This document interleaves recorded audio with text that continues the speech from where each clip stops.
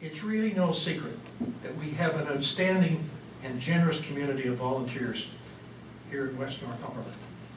And nowhere is there more evidence of that than right here at Northumberland Hills Hospital. While grateful for our volunteers virtually every day, National Volunteer Week gives us a special opportunity to honor those who willingly donate their time, talent, energy, and in doing so make our hospital the special place that it is. And it is a special place because of you.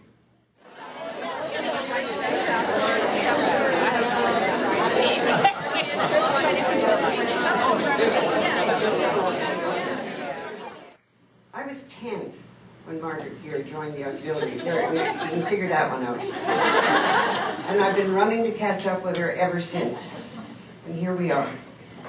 We are delighted to have this opportunity of recognizing her many years of service to our organization in its various configurations. It is, however, a bittersweet delight, as we are bidding farewell to her as a resident of the community to which she has meant so much.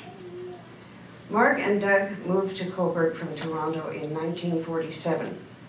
She joined the then Women's Auxiliary to the Coburg General Hospital in 1949. At an HAO meeting some years ago, an outspoken roundtable member opined that hospital auxiliaries were created to keep the doctors' wives from drinking sherry in the afternoon. Volunteers are the first friendly faces for patients and families when they come through the front door or into the emergency department. They stock the vending machine so visitors can grab that late night snack that's sometimes necessary. They deliver the fresh water to the patient rooms daily. And they round up wheelchairs, some of which have been known to have a tendency to roll away, so that they get back to where they need to be. These seemingly small acts make a big difference to the overall experience of our patients, their families, and our family. Volunteers strengthen NHH through the equipment they help to purchase or upgrade. Under the leadership of the Foundation's Executive Director, Rhonda Cunningham, staff members John Russell, Adrienne Barry, and Wendy Gibson, who work with the Foundation's numerous volunteers, coordinate a long list of events and activities throughout the year.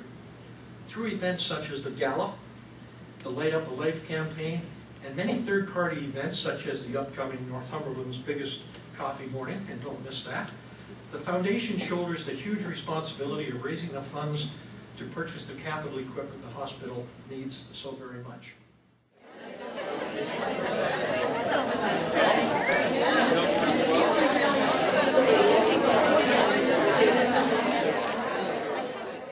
As a direct result of the Foundation's volunteer efforts and the fundraising activities of the Auxiliary, including the Little Treasure Shop, Petticoat Lane, the Help Lottery, close to $2 million in community donations have been directed to Northumberland Hills Hospital for capital equipment purchases in the past year alone.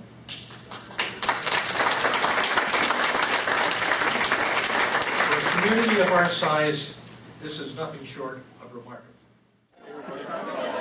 Did you get all that?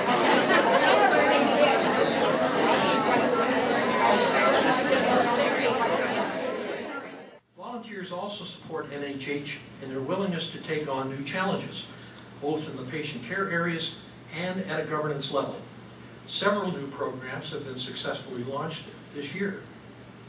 The HELP program, a visitation program designed to greatly reduce the functional decline often associated with hospital stays, and the ICU desk, where volunteers are now stationed to assist in the coordination of patient visits.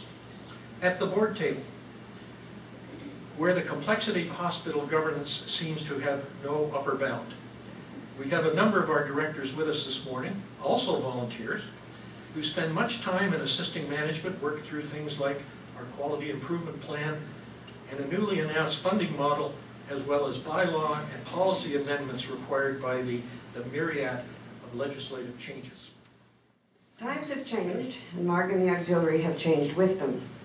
In her volunteer career, she has served on the aforementioned gift shop cart, in the Little Treasure Shop itself, as membership coordinator, newsletter editor, also assisting with the distribution of the newsletter when we had a committee of people doing that. And she has been corresponding secretary. Only recently, very recently, did she retire from active duty in dialysis.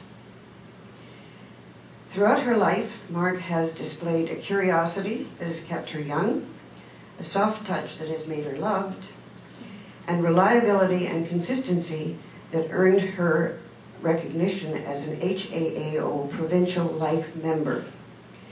In 2005, she received that honor. While PLM-ship automatically makes her a life member of HAAO provincially, it also confers on her the slightly less prestigious, but maybe not so, life membership in our auxiliary. However, Marg was never actually given a pin suggesting that she had risen to that dizzy height. And so we're going to fix that today. Yvonne Green is going to pin Marg.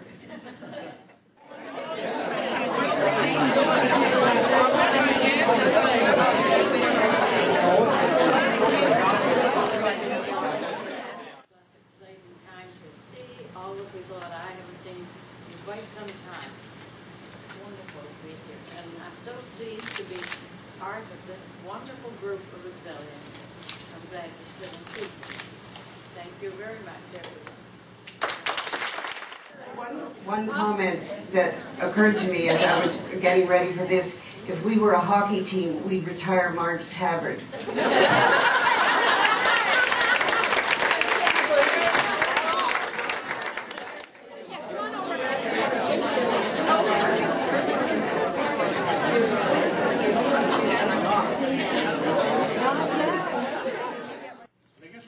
One can really only imagine the changes that have happened in healthcare since then. As we wind up this portion of the celebration, just let me say how much, again, we need the volunteers and how much we appreciate what you do and what you do so willingly.